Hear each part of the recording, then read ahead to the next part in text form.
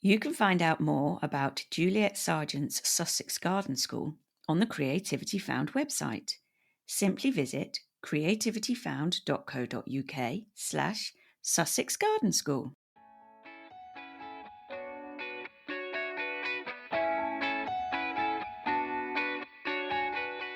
I was fairly academic at school. So I think in those days, it was just accepted that I would be, a teacher, a lawyer, a nurse, a doctor, something like that. At the end of senior house jobs, I did what's called the MRCP, which is the sort of higher medical exams. And the idea of that is it's the sort of gateway to specialising. So I was then at that point supposed to go on and do psychiatry, but I'd sort of slightly lost the will at that point. I didn't actually understand what a garden designer was when I went on the course. I thought that I was going on a gardening course. And again, I think that's often people confuse the two. We fancy doing a Chelsea garden. Would you design it for us? And of course I said, yes, of course I will. Yes. For me, it was a complete journey of understanding and discovery about this awful topic. Landscape and the way that landscape inspires all sorts of creativity. Poetry, painting, pottery, stained glass. If you look at creative people, so often they are inspired by nature and the landscape. Hi, I'm Claire, founder of Open Stage Arts drama and singing classes for adults. For this podcast, I chat with people who have found or refound their creativity as adults. We'll explore their childhood experiences of the arts, discuss how they came to the artistic practices they now love, and consider the barriers they may have experienced between the two. We'll also explore what it is that people value and gain from their newfound artistic pursuits, and how their creative lives enrich their practical, necessary, everyday lives. Juliet Sargeant was an academic child who loved the sciences, and at a young age decided she wanted to be a doctor, and in particular a psychiatrist. She successfully studied and practiced medicine and was on the cusp of specialising when she took a break to try something new, just for a few years. So how is it that nowadays you can hear her giving advice on Gardener's Question Time, a UK radio show for our worldwide listeners, rather than giving medical advice to patients? Let's find out. Hi Juliet, how are you? Hello, Claire. I'm very, very well. Thank you. Good. Okay, please start by telling us through what discipline you have been able to channel your creativity. I work as a garden designer and I'm based in Sussex mainly. So it's through garden design, creating outdoor spaces for people. How exciting. Did you have a creative upbringing at home, in your education? No, I didn't have a creative upbringing, really. I was fairly academic at school. So I think in those days, it was just accepted that I would be, a teacher, a lawyer, a nurse, a doctor, something like that. And I was fairly sciencey at school. So I just sort of chugged along with that like many people. But I did love art. I always loved art. And I was quite disappointed when it came to choosing my O-levels. I needed to drop something. And that was where I dropped any kind of creative subject, really, and really focused on the sciences. But when I think back, at home, my mum brought us up on her own. So she was sort of just busy trying to survive, I think. But I have since discovered that she actually is very creative. She's a botanical painter. So I think even though it wasn't expressed in my childhood, I think there was that creativity there. And there's the botanical connection as well. Yes, there is. Yes. Yeah, my mum just loves plants, but she's a real details person, which I'm not quite such a detailed person. Okay. You went to medical school and you practiced medicine. What was that life like? I loved medicine. In fact, I decided when I was about 7 that I wanted to be a doctor. I wanted to be a psychiatrist, and I really, really loved the practice of medicine. I loved that every person that comes to you is so completely different. Their circumstances, their illness, the way they respond. I just loved it. But being an NHS doctor in the early 90s was fairly grueling, and I decided that I wanted to do something less stressful, although at times garden design can feel quite stressful. I have to say it's not the same as being in accident emergency. So I wanted to do something more creative and a bit less stressful. So can you tell me about when you're a young person and you say, oh, I want to go into medicine, or whether it's, oh, I want to go into psychiatry, what does that actually mean? What is your path of studying and working and getting to a certain position? Well, I had to work very hard at school, A levels, and then I went to medical school and did 6 years of studying at medical school, and then a year of house jobs. And during that time you rotate, so you do sort of 6 months not studying, sort of working on people with liver problems, then stomach, then brain, then heart, sort of thing. And then you progress. In those days you progress to senior house officer, and then again rotated to different jobs. And at that stage, at the end of senior house jobs, I did what's called the MRCP, which is the sort of higher medical exams. And the idea of that is it's the sort of gateway to specialising. So I was then at that point supposed to go on and do psychiatry and train to be a psychiatrist, but I'd sort of slightly lost the will at that point. Yeah. So you do everything else. You're doing a bit of all the parts of the body before you can specialise or go to what you... Yes, so you learn to be a generalist first, and then you specialise, which I think actually strangely relates to garden design, because I see garden designers as really like the sort of GP, the general practitioner of garden making, because we have to know a bit about everything. We have to know about plants and botany, we have to understand the soil, but surprisingly a lot of people don't realize this, we also have to know about the construction, the hard landscaping. So we know about how to choose the right pavers, what foundations they need, how deep the foundation has to be for a wall, how to construct a water feature, how to work with timber. And then there's all the law stuff, tree law, boundaries, highways laws. It's a fantastically general career. And I think that's probably one of the things. So it was creative and general, whereas medicine was sort of less creative and general, if that makes sense. Yeah, no, you're you're getting to mix a bit of that academic sciencey mind with the creative. It sounds like quite a good option. So let's go to how this came about. You took time out to study garden design. So what was the catalyst for doing that? Why that? Why garden design? And was there a bigger plan around it? Well, I'd always done a little bit of gardening, even as a child. My mum gave me a corner of the garden and said, look, here we are. Here's a little packet of seeds. You can do what you like. This is your part of the garden. And it being the 70s, I created a rockery.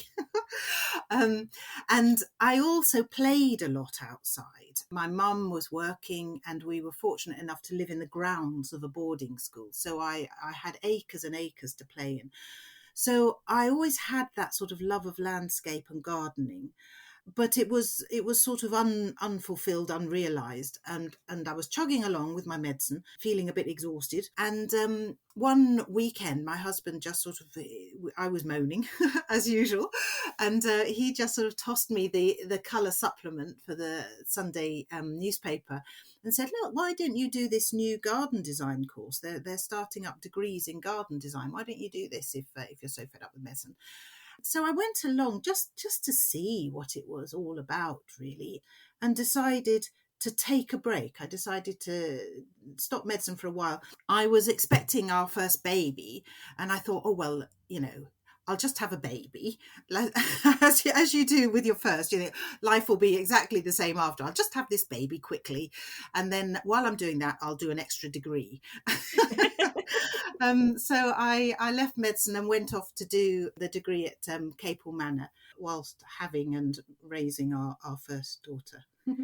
What was the process for getting onto the course? Well, it was a completely new course, so I think they were probably slightly desperate for, for students, so they let me in.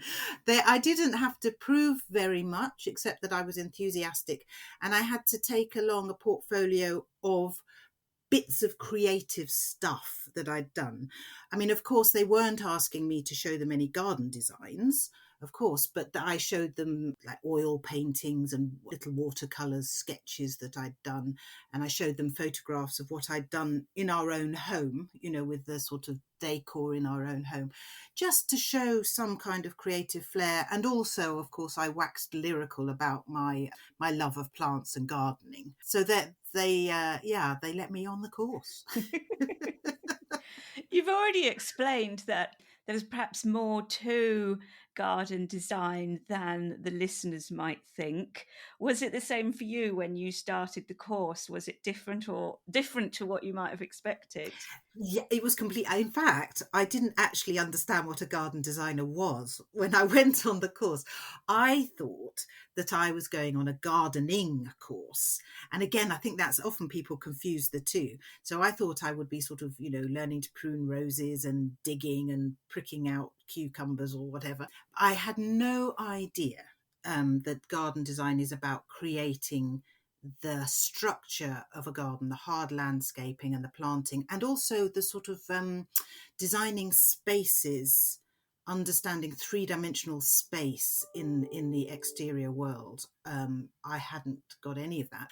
And the course was brilliant. It doesn't actually run anymore at Capel, but it was so interesting. We did history of architecture, life drawing, photography. So I learned to develop my own black and white films. We did model making. Just so interesting, really. And did your baby like it as well? Poor Amy. Yeah, so a lot of when she was little, a lot of the time she was on the floor in her cot, and I was sort of at the drawing board scratching away and drawing, and also, of course, she got very used to trogging around gardens with me while I learnt my plant names. Brilliant.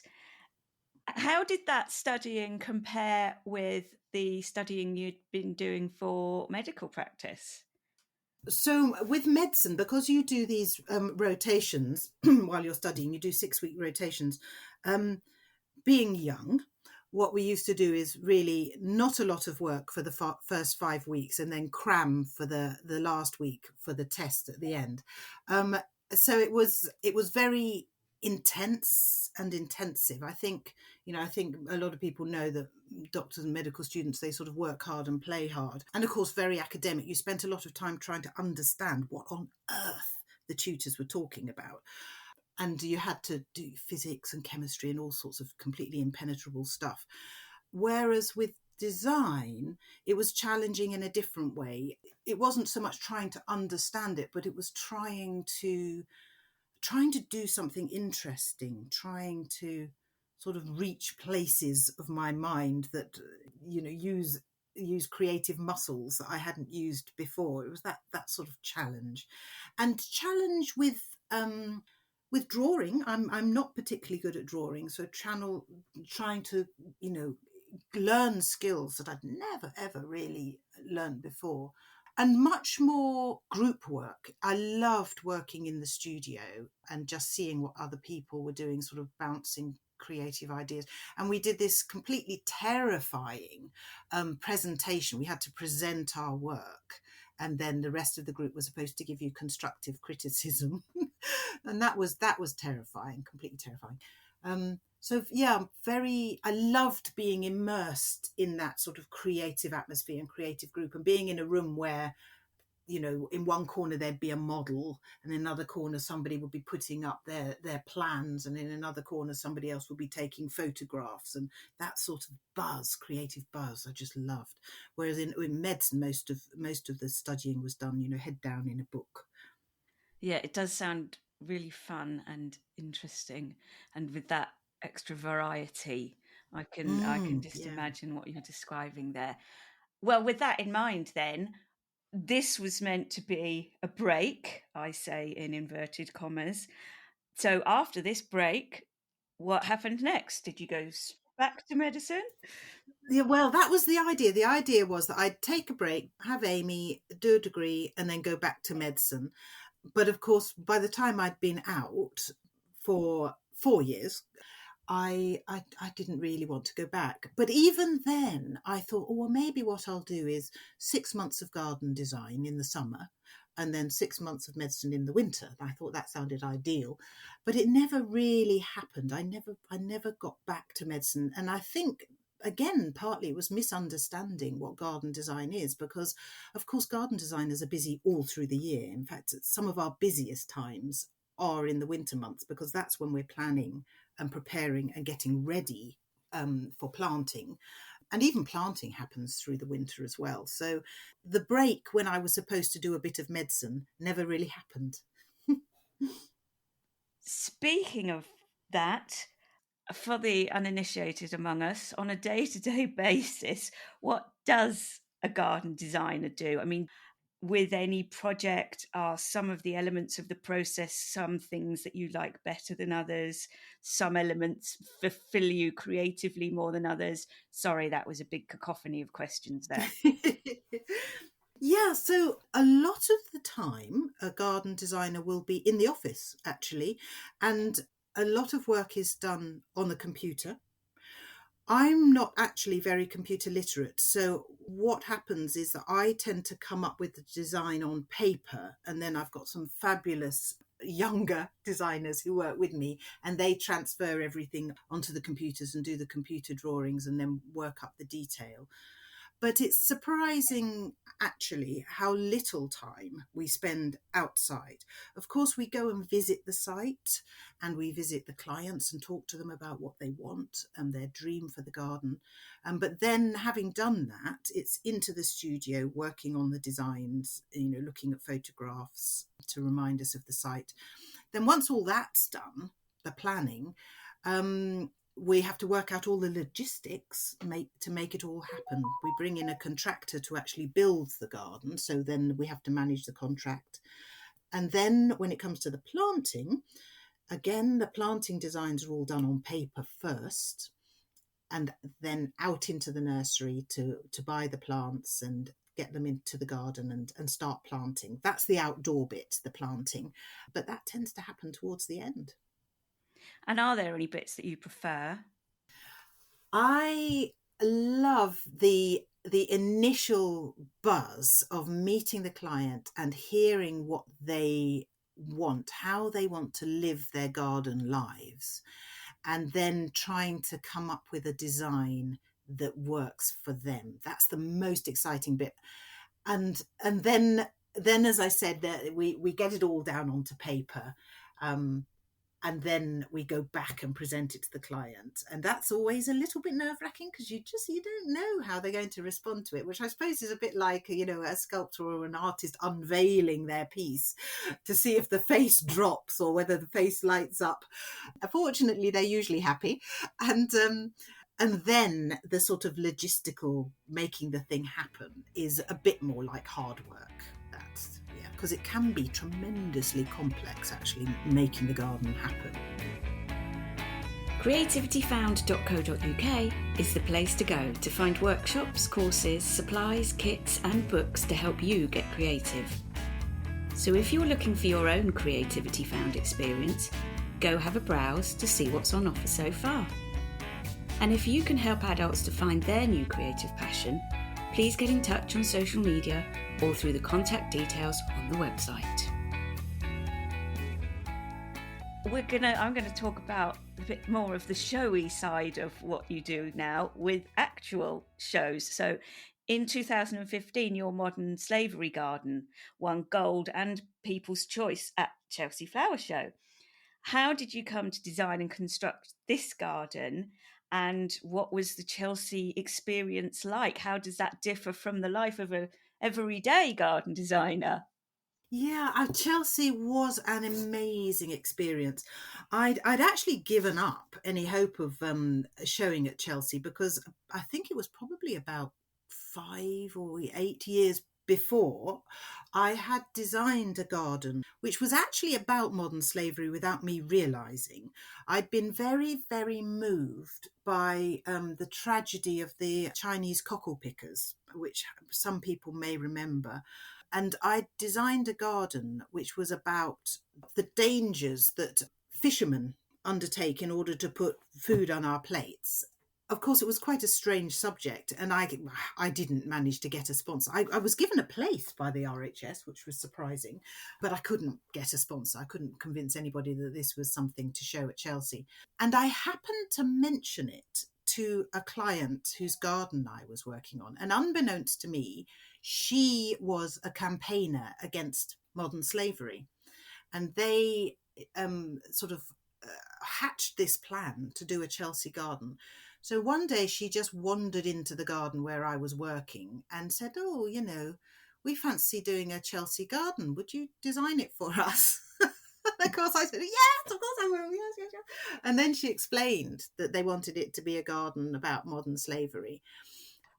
Yeah, so I hadn't really understood at all that what happened to the Chinese cockle pickers was modern slavery. And I think that was actually quite good when it came to designing the garden, because for me, it was a complete journey of understanding and discovery about this awful topic, which I think helped me to create a garden that invited other people to go on that journey of understanding more, rather than it being me pontificating as an expert. At least I hope that, well, that's what I was trying to achieve, yeah. And how do you get that from the concept on the paper, perhaps, to the physical garden at the show? Well, I always start with research, particularly as I knew absolutely nothing about modern slavery. So I started with research, and I went to Chelsea because I knew, of course, particularly in wealthy parts like Chelsea and Knightsbridge, that's where a lot of domestic servitude happens. I wandered around and I just got inspired by the symbolism of the Georgian houses in Chelsea, like the beautifully painted front doors, and also the railings, which can look quite aggressive and look like bars. So I think what I was looking for, and what I try to do when I'm telling a story through a garden, is find symbolism that might speak to people. And so that's how I started, really, with the Georgian doors and the bars. And I introduced into the garden what I call layers of meaning, which is really just ever subtler hints and tips that people can read if they want to. So I was really, really determined that the garden should just be beautiful to look at, so that if people wanted to just enjoy the flowers and not engage with the subject, that's fine. They're at a flower show, fair enough. But then if they wanted to look a little more closely at some of the details of the garden, they could start to think to themselves, well, why is that there? What do those numbers mean? And what is this modern slavery that they're on about? People engage in different ways and in at different levels with anything, really. And I think it needs to be an invitation for people. Do you think, as you say, you're building a picture, you're building a story? If you were to do a painting, you might do that in the same way, have symbolisms in there. And I can see that for a show, for this once in a lifetime type area. When you're doing commissions for people's gardens, or maybe public commissions, do you get that same input? Do you get that inspiration that you can use in other people's gardens that you're maybe then not ever going to see again yourself? It tends to be very client-led. So some gardens are very practical. I want a barbecue here, a patio here, a football pitch here. It's less conceptual, I suppose. Whereas some clients might have, for example, a beautiful painting on the wall, and I'll say to them, "Oh, are you interested in such and such a painter?" Or, "Oh, do you like the colour purple?" or whatever. And if they are interested in the idea of me creating a garden inspired by something that they love, then I'll do it that way, because it's fun. I love working that way. And very rarely I will be inspired to do something and the client is sort of completely unaware that I'm actually working to a concept. I just do it for fun, and they don't realise that that's what I'm doing, just because it's a good way to get your creative juices flowing, really.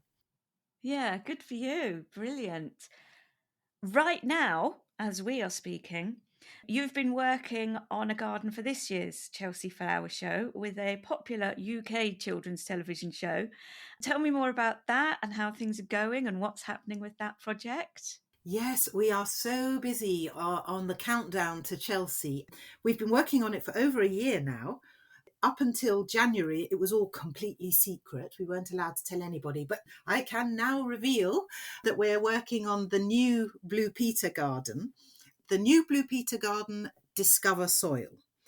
Because I was asked to do a garden for Blue Peter, but I was allowed to choose what the theme would be. So I've decided to make it all about soil because I like a challenge. And everybody wonders, how on earth are you going to do a garden about soil? Watch Chelsea and you'll find out. Brilliant.